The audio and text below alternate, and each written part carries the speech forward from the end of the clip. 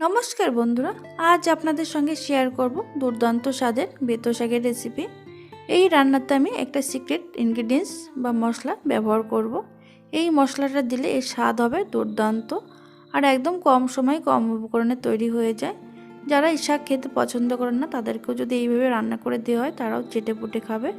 এখানে আমি বেতো শাক ভালো করে ধুয়ে কেটে রেখেছি। এবার সবার প্রথমে রান্না করার জন্য কড়াইতে দিয়ে দিচ্ছি 1 চামচ সাদা তেল।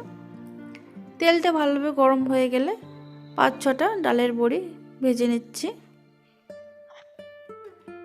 ভাজা হয়ে গেছে, এবার এগুলোকে তুলে নেব। এবার বাকি তেলের মধ্যে আরও 1 চামচ তেল দিয়ে দিয়েছি। এবার দিয়ে দিচ্ছি একটা ছোট সাইজের আলু। এখানে একটা ছোট সাইজের আলু একটু ছোট ছোট টুকরো করে কেটে নিয়েছি। এবার 1 মিনিট নাড়াচাড়া করে নেওয়ার পর এর মধ্যে দিয়ে দেব অর্ধেকটা বেগুনগুলো একদম ছোট ছোট টুকরো করে কেটে নিতে হবে। দিয়ে দিচ্ছি সামান্য নুন আর সামান্য হলুদ। নুন আর হলুদ দিয়ে বেগুনগুলো ভালো করে ভেজে নেব।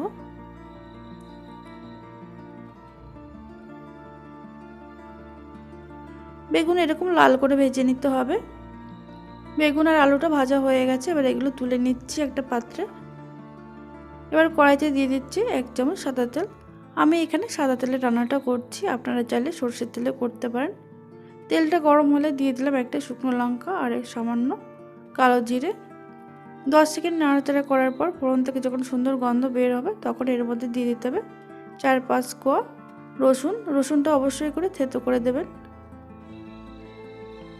রসুনটা হালকা ভাজা হওয়ার পর এবার এর মধ্যে দিয়ে দিচ্ছি কেটে রাখা বেতো শাক দিয়ে গ্যাসের ফ্লেম মিডিয়ামে রেখে এটা হালকা একটু নাড়াচাড়া করে নিচ্ছি। এবার এর মধ্যে দিয়ে দেব স্বাদ অনুযায়ী নুন, দিয়ে দেব পরিমাণ মতন হলুদ। নুন আর হলুদ দিয়ে শাকটা খুব ভালো করে মিশিয়ে নিতে হবে। আর দিয়ে দিলাম 2টো চেরা কাঁচা লঙ্কা। ভালো করে মিশিয়ে নেওয়ার পর এবার ঢাকা দিয়ে এটা হতে দেব 3 মিনিটের জন্য।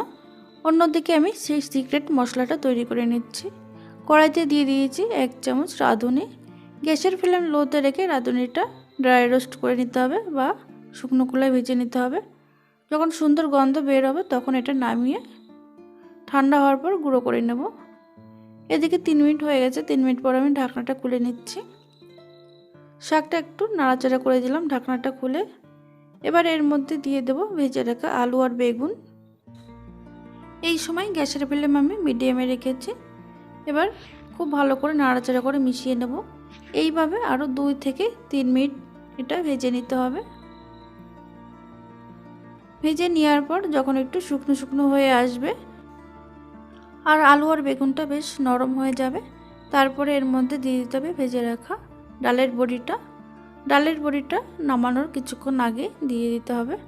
এবার এর মধ্যে দিয়ে দিচ্ছি সেই সিক্রেট মশলাটা, রাঁধুনি গুঁড়ো, যেটা আমি ড্রাই রোস্ট করে রেখেছিলাম সেটা ঠান্ডা হওয়ার পর গুঁড়ো করে নিয়েছি। সেটা 1 চামচ দিয়ে এটা মিশিয়ে নিচ্ছি ভালো করে। রাঁধুনি গুঁড়োটা অবশ্যই দিয়ে এইভাবে খেয়ে দেখবেন, খেতে কিন্তু অসাধারণ টেস্টি হয়। ভালো করে মিশিয়ে আরও 1 মিনিট নাড়াচাড়া করার পর এটা নামিয়ে নিতে হবে।